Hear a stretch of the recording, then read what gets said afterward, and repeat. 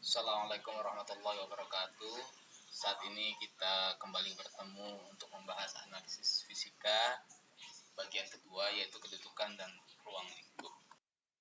Sebelum kita masuk ke pembahasan lebih jauh, terlebih dahulu kita mengingatkan bahwa judul mata kuliah kita adalah analisis fisika, bukan fisika analitik. Untuk Anda yang dari prodi analisis kimia, seringkali Anda ketemu dengan istilah kimia analitik. Analisis kimia dengan kimia analitik seringkali dapat dipertukarkan meskipun tidak benar-benar tepat. Namun, hal ini tidak bisa kita gunakan untuk analisis fisika. Analisis fisika berbeda dengan fisika analitik. Kalau Anda coba googling, coba cari, maka Anda akan mendapatkan bahwa fisika analitik itu berkaitan dengan mekanika klasik yang dibahas dari sudut pandang kalkulus. Jadi, kita gunakan analisis fisika tanpa mengkaitkan dia dengan fisika analitik. Baik, sebelum kita masuk, kita coba meluaskan pandangan kita dulu. Kita bertanya, untuk apa kita belajar fisika analitik? Apa manfaatnya? Oke, kita lihat. Di sini ada gambar logam berkarat. Di sini kita menganggap perkaratan logam adalah bagian dari analisis fisika. Betul, namun kita tidak membahas itu. Kenapa? Karena ini sudah dibahas secara lebih mendalam, secara lebih mendetail dalam mata kuliah terdahulu, yaitu analisis elektrokimia. Kebetulan saya juga yang menyampaikannya. Oke, berikutnya adalah pengecoran logam. Pengecoran logam akan sangat berkaitan dengan sifat-sifat termal dari logamnya. Yang berikutnya adalah kelistrikan. Di sini kita punya bahan-bahan yang bersifat menghantar, konduktor, ada juga bahan-bahan yang bersifat isolator. Mana yang lebih baik? Tergantung kita mau menggunakan untuk apa. Kalau sebagai pengaman, maka bahan isolator lebih baik dari bahan konduktor dan sebaliknya. Kemudian ini masalah akustik, bagaimana suatu bahan didesain sedemikian rupa sehingga menghasilkan suara yang baik.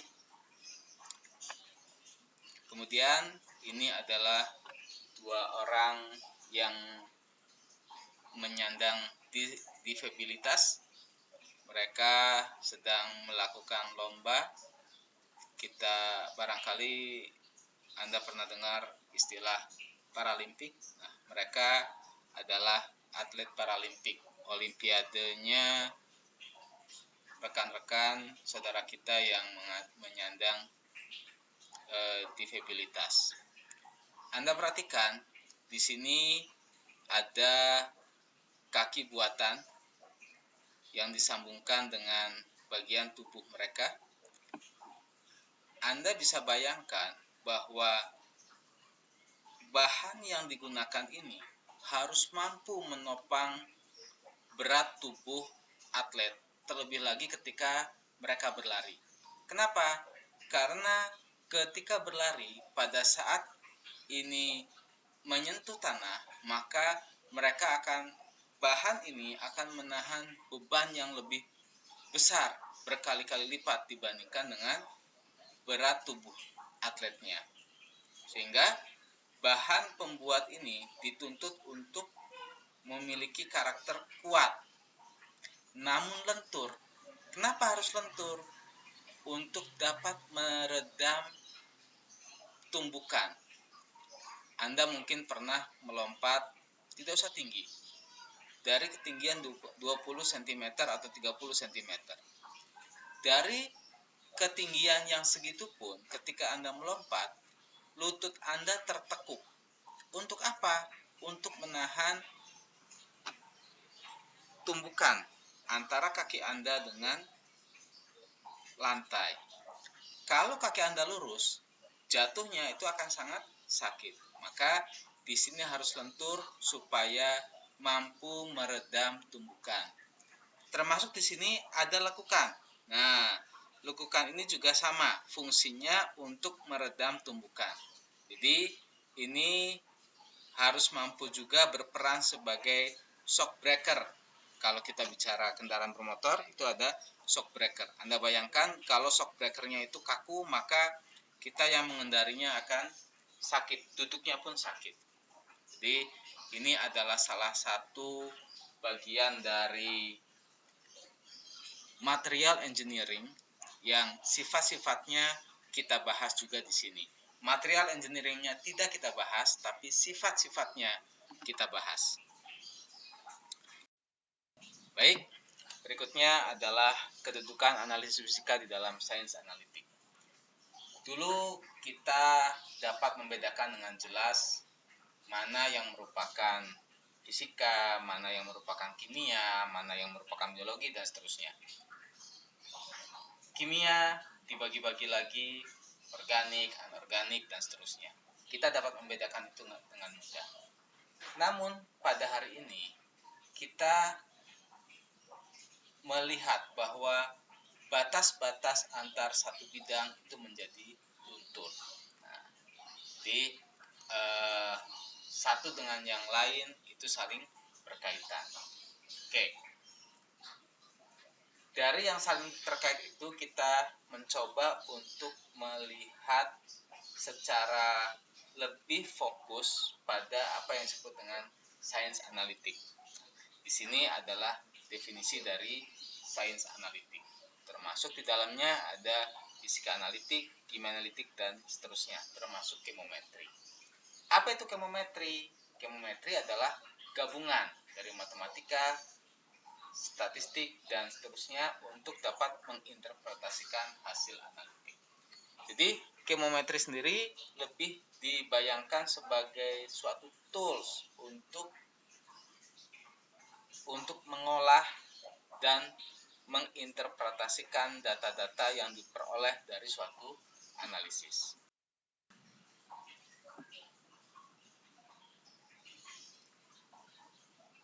Oke, ini bisa kita lewat.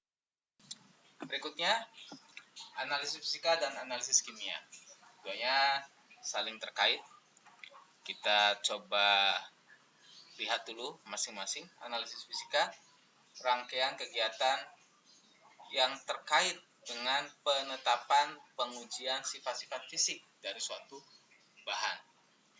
Sementara analisis kimia menetapkan sifat-sifat kimia dari suatu bahan. Analisis kimia dapat dilakukan melalui proses fisika tanpa melibatkan proses kimia sama sekali. Contoh, Anda mengukur kadar ion Fe di dalam limbah secara UV vis. Anda tidak perlu melakukan proses kimia apapun. Itu semuanya keseluruhan merupakan proses fisika tanpa ada proses kimia. Sebaliknya, analisis fisika mungkin melibatkan proses kimia. Artinya, tidak harus melibatkan proses kimia.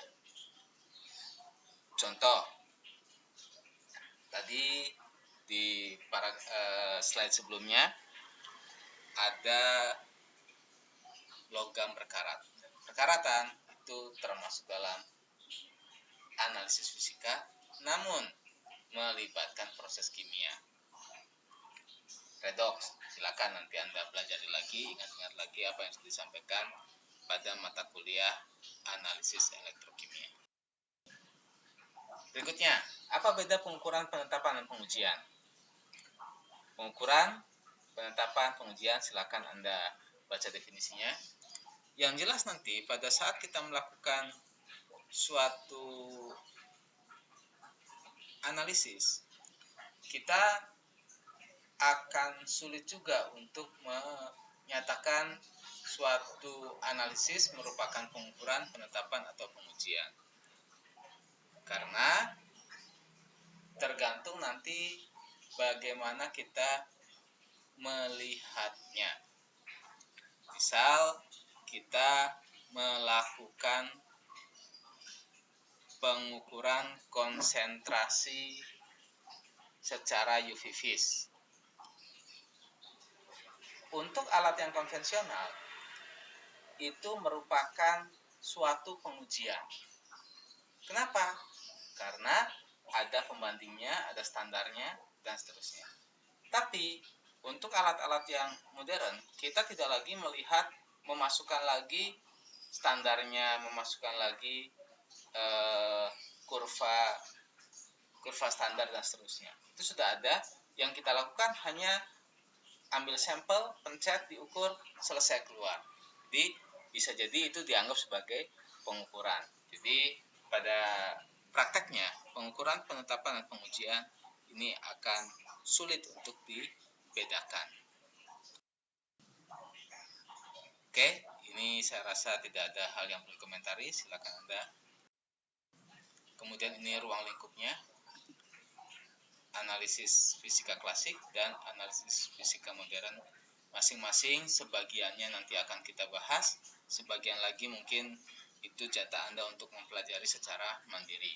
Karena keterbatasan waktu kita hanya 1 SKS, semuanya bahan yang disampaikan banyak, maka kita akan pilih mana yang perlu disampaikan dan mana yang barangkali perlu Anda pelajari secara mandiri. Itu yang bisa saya sampaikan untuk kesempatan kali ini. Untuk diskusi, kita ketemu di Google Classroom. Terima kasih. Assalamualaikum warahmatullahi wabarakatuh.